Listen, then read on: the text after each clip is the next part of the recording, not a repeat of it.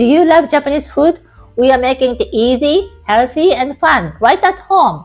I'm Yoshiko from Tokyo Flavors, New York Style, and with my partner Ian, Konnichiwa. We are bringing you bold Japanese flavors with a New York twist. Let's cook! Today we're making salmon fried rice, one of my all-time favorites. And yes, I say that about every Tokyo Flavors dish, but this time I really mean it. Ian, you said that last week about the curry rice. That's true. Well, I'm easily swayed when it comes to your food. All right, let's start with the rice. We rinse Japanese rice with cold water, not once, not twice, but 3 times. It's like giving your rice a mini spa treatment. And then we soak it for 30 minutes to let it relax, before the big performance. Yes, happy rice makes better fried rice. And after soaking, drain and add 2 1/4 cups of water for 2 cups of rice. Level it nicely and cover with a lid. Turn the heat to medium-high, and when it starts boiling, about 6 or 7 minutes, reduce to low and simmer for another 12 minutes. Patience is key. Great rice doesn't rush. It needs to go with the best timing. True. For complete instructions on how to make perfect Japanese rice, watch our special episode, Japanese White Rice. Once you master my technique, you will be always confident to make perfect Japanese white rice. While the rice does its Zen meditation, let's get the salmon ready. We place it on a foil, sprinkle with a little bit of salt, and bake at 425 Fahrenheit for about 20 to 25 minutes. No need to overthink this part. Just let the salmon shine.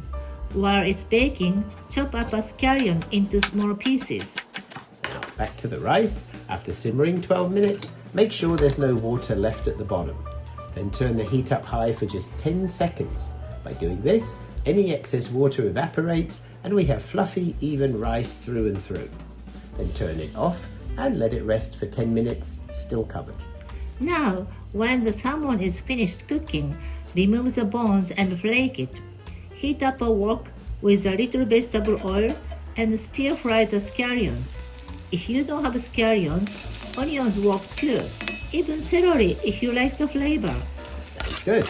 Toss in the salmon flakes, stir fry, and then add a few tablespoons of the warm rice at a time. Keep adding and mixing so everything mingles beautifully.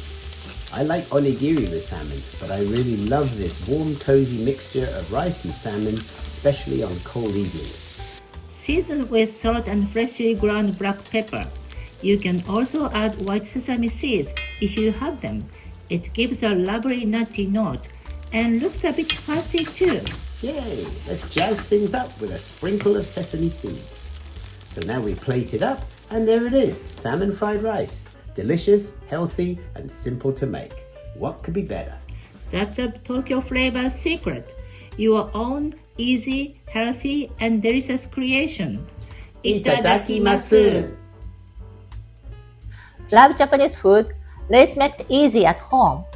Hit subscribe, turn on notifications, and check out our website for more tips and recipes. If you enjoyed this video, give us a thumbs up and share it with your friends. Got questions or requests? Drop a comment. We love to hear from you. Stay hungry, stay curious.